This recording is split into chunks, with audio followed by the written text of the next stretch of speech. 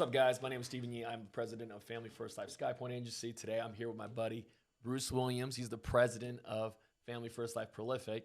And we just wanted to talk shop, man. Like, I want to understand, your background, because you're in the car industry. You've made a transition into life insurance sales. Dude, I tell people this all the time. Nobody wakes up in the right mind and goes, "Hey, one day when I grow up, I want to be selling life insurance," right? Yeah. But it's sneaky. It's sneaky wealth, not income, wealth in what we do. So kind of like share with everybody that's listening on this call, like, what have you found out, right? Because that's like so different. They're like on opposite sides of the spectrum, insurance sales to car sales. Share with everybody, like, what was your experience with that? Man, my experience of what I found out, Steve, is, but first of all, thank you for having me on, Steve. Of course. I love you, bro. But the first thing that I found out about car sales versus insurance sales, number one, is I can actually make money by doing something good for people. That's number one. Coming on hot, right? Yeah, bro. Like, for one, I can actually do something good for people and still make a bunch of money and have that be on my road to wealth, right? For not only myself but my family. That's the biggest thing that I found in the insurance business, is that I can actually make money and actually do something good for people and not Help them. trick people. Not get them a $700 car payment for a Honda Civic. Exactly. I mean, and bro, that's exactly what it is, man. Like, for one, I mean, you can sell a freaking Hyundai and have a $1,300 payment. Does that make sense? No comment, man. I mean, but that's generally, Steve, exactly what it is. In the car industry, one thing you have to understand is that you have to be really, really, really good at deceiving people. And that's real. In the car industry, you're going to have to deceive everyone. And matter of fact, you're going to have to be really good at deceiving yourself for really thinking that you're going to make a bunch of money in it being sustainable in the car industry. Right. Because there's no way to make consistent money in the car industry. That's number one. Number two, there's no way to sustain that income and not just really scam people out of all their money. Dude, kind of talk about, because everybody's kind of like, well, you're coming in hot right off the bat, right? Give them your background. Like, how long were you selling cars for? How, where'd you start? How'd you end up? All that stuff. Okay, so I started selling cars at the age of 21. Okay. Straight out of high school and college. Said, okay, I got to start making some money. I had a child on the way at the time. I got to figure this thing out. So I was always really good at talking and selling things. Right. That's always been me. Right. It's talking, conversationalist, whatever. So I got in the car industry, and immediately it opened my eyes to a brand new world, Steve. Like, I think my first car dealership was the biggest eye opener that I've ever had. Why? Because there would be about 75 salespeople on one curb, and we would have to call cars. And let me elaborate on calling cars. So we would look down the street and see a green, let's say, Jeep coming down the street. We have to say green Jeep, and whoever says it first, that's their client. That's what we call calling cars, right? So there was no real system. This was every man for himself. I'm one out of 75 salespeople calling cars on the corner. And I would have to say, green Jeep, coming in. And if it didn't come in, I got to find another car. And get lucky if that car actually came in. So about my 700th car that I done called, I finally get my first client at around 4 o'clock p.m. Now, I've been there since 7 o'clock a.m., but my first opportunity is at 4 o'clock. And you have to be very consistent. So think about this. In the car industry, they still do that, by the way. They still do that. You still call cars, right? Whether it's raining, 16 degrees outside, whatever it is, or if it's 200 degrees outside, they're calling cars outside with 70 other car salesmen out there, right? So now I have my first person that I can actually try to sell a car to. Now let's just say that person is just kicking tires. Yeah, they're waiting for the movie to start. And Right. hey, the movie theater's right across the street. I just wanted to come here and look for some cars. Right. I just bought a car 2 weeks ago. You're done in the water. Right. You're done in the water. So you got to get back out there and keep calling cars until you get a freaking client to actually work. How many hours were you on the lot? What's the Um, average hours for people that work in the car industry? Dude, if you want to make any money, you got to be 7 a.m. to 10 p.m. at night. So it's like 15 It's hours. a 15-hour day Minimum. Got it. And So, that's why the car industry, car salesmen have the biggest divorce rate. that's crazy. Dude, there's no quality of life. So you were selling cars. How far did you get? Finance, Dude. general sales manager, all that stuff. Unfortunately enough, I was real good at it, right? So the way that I would get in front of clients was totally different, right? So when I was a car salesperson, I wouldn't sit there and call cars with all of these guys. There's no way that I'm about to sit there and do that. There's no way. So what I would do is I would go to the service department and I will talk to people in the service department. Hey, you got your car in here. Hey, what kind of car is it? Oh, it's a GMC, blah, blah, blah. Okay, perfect. What's wrong with it, if you don't mind me asking? Really? Did you have warranty on that? No way, you got to pay out of your pocket.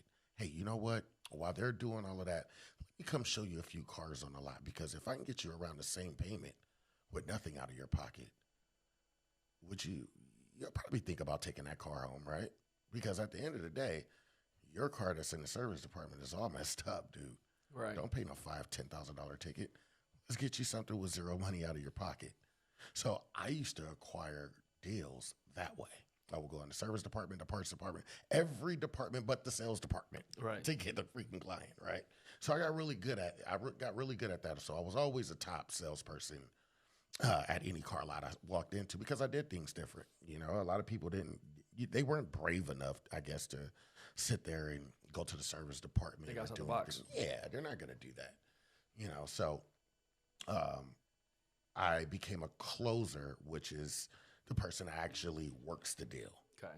for the salesperson. Because the salesperson's job is just to take them, show them the cars, walk them around a lot, babysit them, Right. take them for a test drive, bring them in. That's when they deal with a closer. That's me, Right. right? So I got promoted to a closer my first year in the business. So at a young age, I was making $8,000 to $10,000 a month.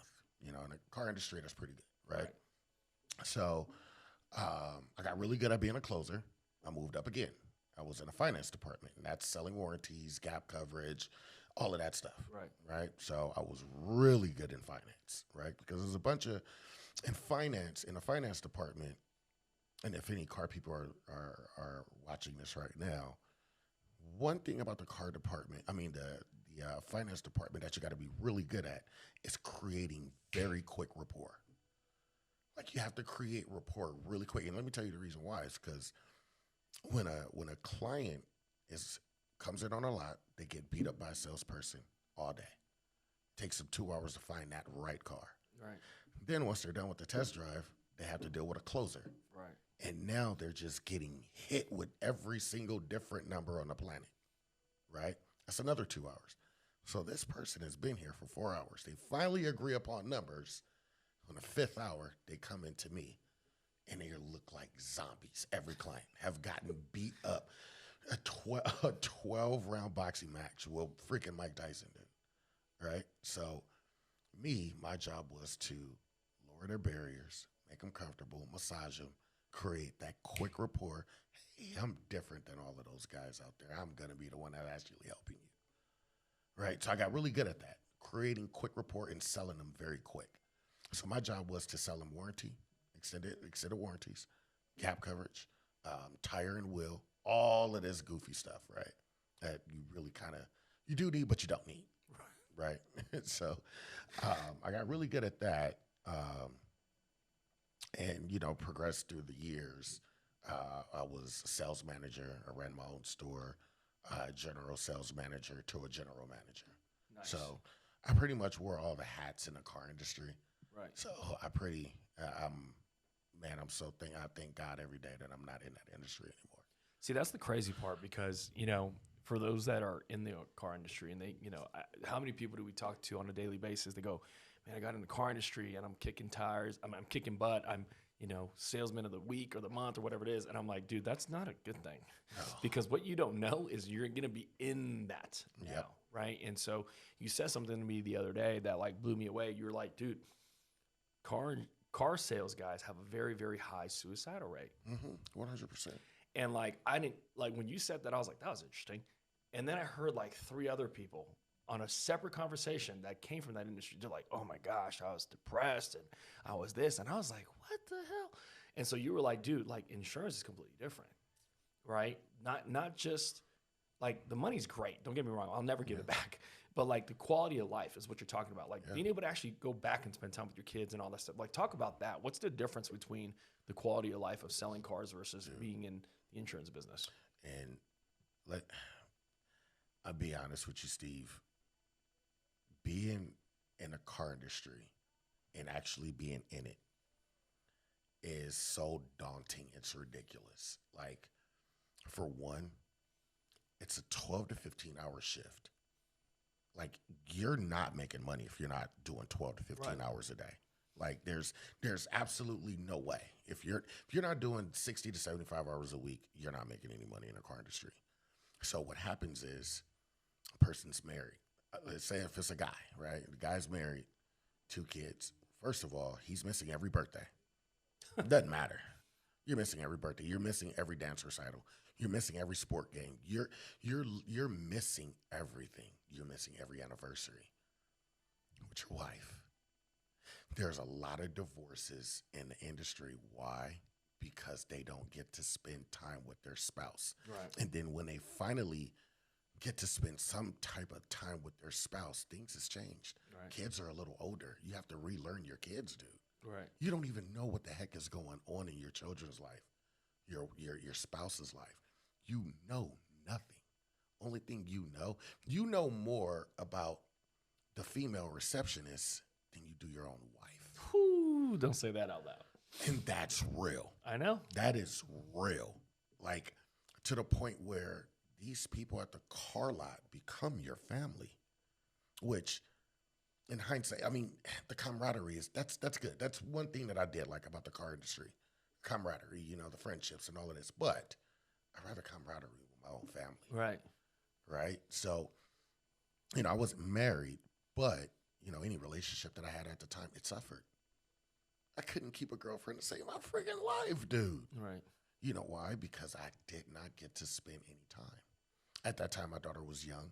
She was in dance, ballet, sports. I missed everything. And even if I would ask for, hey, today's my daughter's birthday, they will frown on that. If you're in the car industry, you know that's frowned upon. You're not spending time with your family, 100%. Especially if you're some type of manager in the car industry. No, dude. Because there's just, the demand is so high. It's ridiculous. And it's one of those things where you don't think you can do better. Because a lot of people in the car industry, you know, they don't have no fancy education or anything like that, or went to college for 1 million years to become a doctor or whatever. You know, these guys make 6 figures. Yeah. But what kind of 6 figures is it? They're just running a rat race at the higher level. Exactly. I mean, so even if I wanted to even look for a different industry, I had no time. How would I even go to an interview? Right. How? When I'm always there, I can't go to another interview. There's no way. Right. And let you be the top salesperson of the month, and then you bomb the next 2 months. You're done. Now you got to go find another lot. See, the other crazy part too is like weekends. Oh, no. You don't have any because those are like the best days, I'm assuming, to probably sell cars because that's when people that have a job are free to go look at cars. Absolutely. So you ain't got no weekends. Yeah, there's no such thing as weekends. There's no such thing as holidays. Only holidays you get is Thanksgiving and Christmas. Wow. And to tell you the truth, after Thanksgiving, let's say you have dinner with your family, you got to get there at 11 o'clock at night for Black Friday. And that's all hands on deck. That's a demand. If you miss it, you're done. So you got to be at the lot Thanksgiving night for Black Friday. That's crazy, man. So share your experience now that, you know, you went through that, you found Family First Life. Yeah. What was your first month like? What's your, I mean, you've been here for just shy of 2 years. So Yeah, like, man. kind of share your experience. Man, so when I heard of Family First Life, I said, no, there's no way. Get out of here. No, I don't want to hear it. There's no way. You're lying. You're lying. Theres no such thing. Insurance, no. Every time I thought of insurance, I thought of someone that called me sharp at a gas station. Hey, you interested in making extra money? Hey, man, you're sharp. You're very sharp. I can't tell you how many times I got approached at a gas station. Somebody told me that I was sharp. I'm like, dude, you don't, whatever. So that's what I thought of when I thought of insurance. But at that time, Steve, I was so desperate to get out of the car industry. I had to get the heck out. Because to tell you the truth, for one, I was losing everything. I was losing every personal relationship. My daughter has started getting to the age where now she's complaining. She knows. Like, come on, Dad, what's up? Also, any personal relationship, anything. And I wasn't making enough money for that. You know, I mean, if I'm going to sit here and dedicate my whole life to something, I better be creating some type of wealth. Right. Right. So fast forward, get into the insurance industry.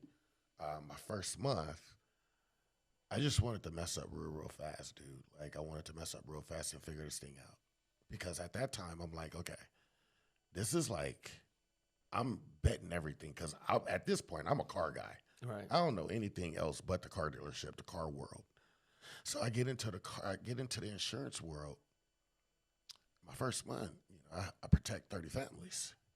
Each family costs how much in commission-ish? Well, I mean, the average commission with, you know, an agent would be about $1,000. So 30 families, so average commission is about $1,000. You do the math. So you do the math. You know what I mean? So 1,000, 30 families, 1,000 times 30. Come on, guys. No, I'm joking. So first month, I'm like, no way. And it was all direct deposited, 24 to 72 hours right after I sat with a client and protected them and their family with insurance. So now I'm like, no way did I just sit here and break every record of what I've ever got paid. What was your most you made in the car business? 25 grand. So you did more. How long you were in the car business? 13 years. 14 years. So in 13 years, best month, 25 grand. First month in insurance, 30 families protected times $1,000 a pop. Exactly. Got it. So at that point, I'm like, you got to be freaking kidding me. So, dude, I said, okay, what else? I want to know more. Okay, so what do I have to do? Because I'm that guy that really 100% feels that I can build a gigantic freaking army of a business, right? That's just me, right? Okay, I want to do that now. Okay, I know how to do this. I'm gonna do this. I'm gonna sell insurance and protect families and everything else. But what about the other side of the business? Can I make this into an actual business, a sustainable business, something that I can scale? Dude, I just started hiring like a freaking madman. Every car guy that I knew, I called. Right. Dude, get the heck out of the car industry. Get out. This is how much money I made. I'm sending screenshots left and right. Right. And because I had a really good reputation in the car industry, they knew, dude, if Bruce is out of the car industry, he must have found something. It's something, right? So, you know, thank God I had that good rep to where, you know, they followed, right? So, you know, fast forward, I started building a business right then and there. So, you know, one of the things that I always say is success is what you do for yourself, right? Significance is what you do for others. So, you know, you helped a lot of families your first month. Whoop-de-doo, you're a talented guy. You're a stud. But you brought on some very close friends of yours from the car business, guys like Robert Kakish, Crystal. And, you know, they come in here and then they replicate that too. Absolutely. And the reason why they're able to replicate that is because we have a system in place. You have a system in place that can teach someone that does not know what they're doing, kind of like you said, right? You want them to mess up as quick as you can. Someone that does not know what they're doing to making that type of money very quickly, 30, 60, 90 days. Right.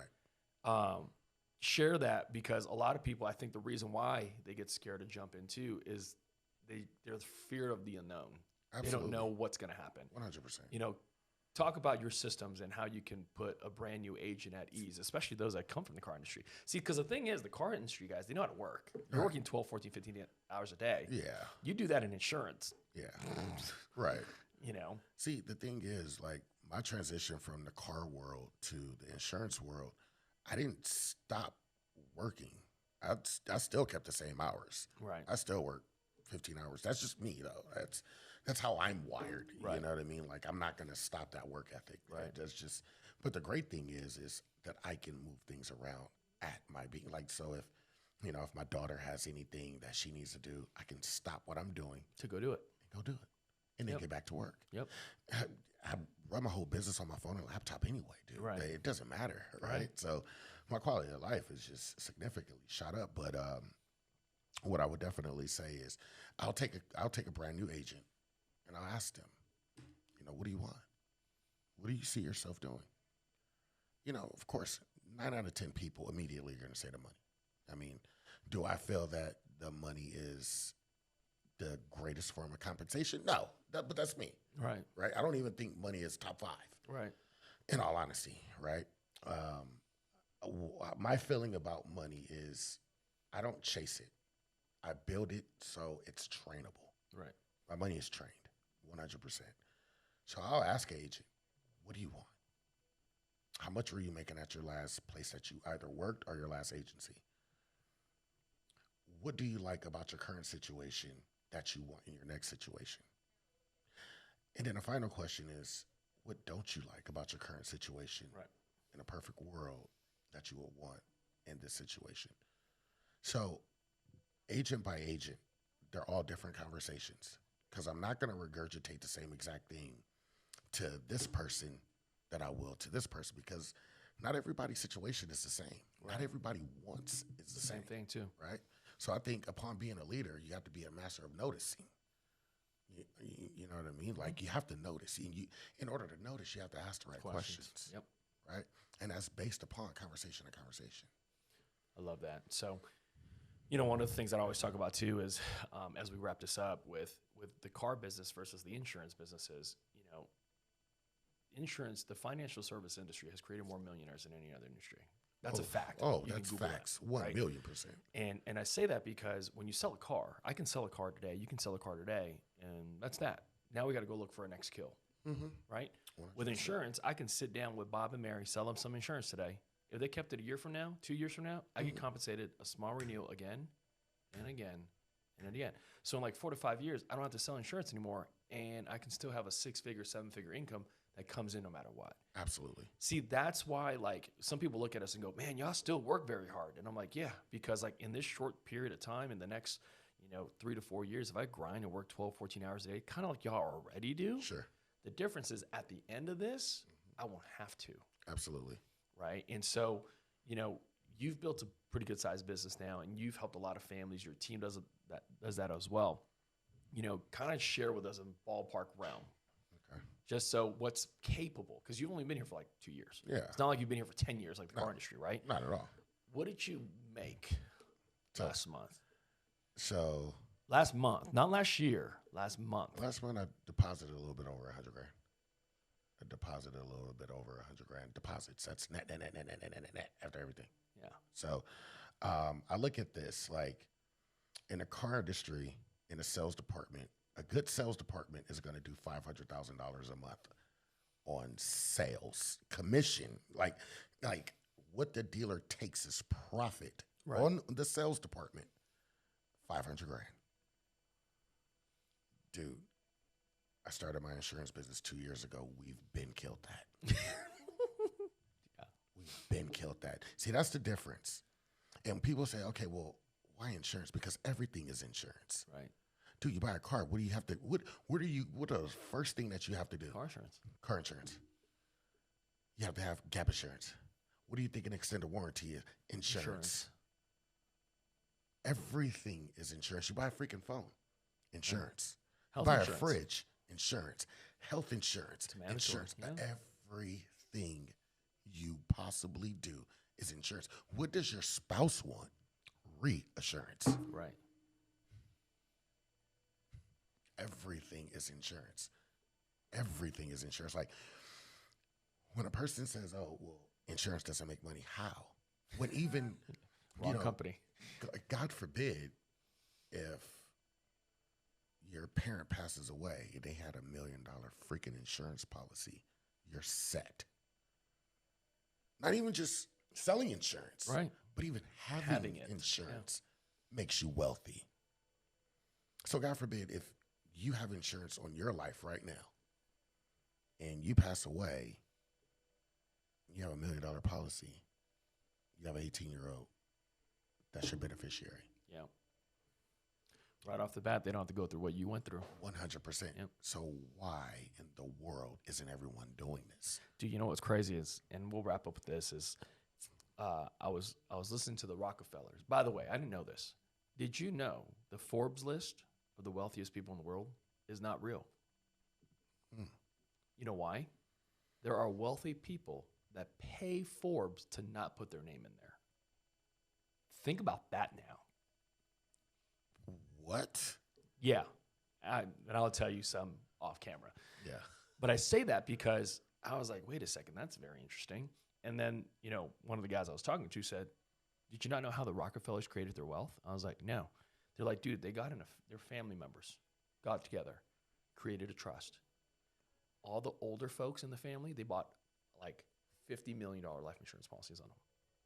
When they passed, the money went into the trust. Now the kids go, hey, I want to start a business. Well, now I got to go in front of the board inside the trust. So let's just say you're your pops and I'm the young one. Hey, this is my business plan. This is the business I want to create. You approve or deny. So now guess what? Let's say you approve. Now they do the same thing. They put Correct. a massive life insurance policy on me inside the trust. And this is how they fed generations. Wow.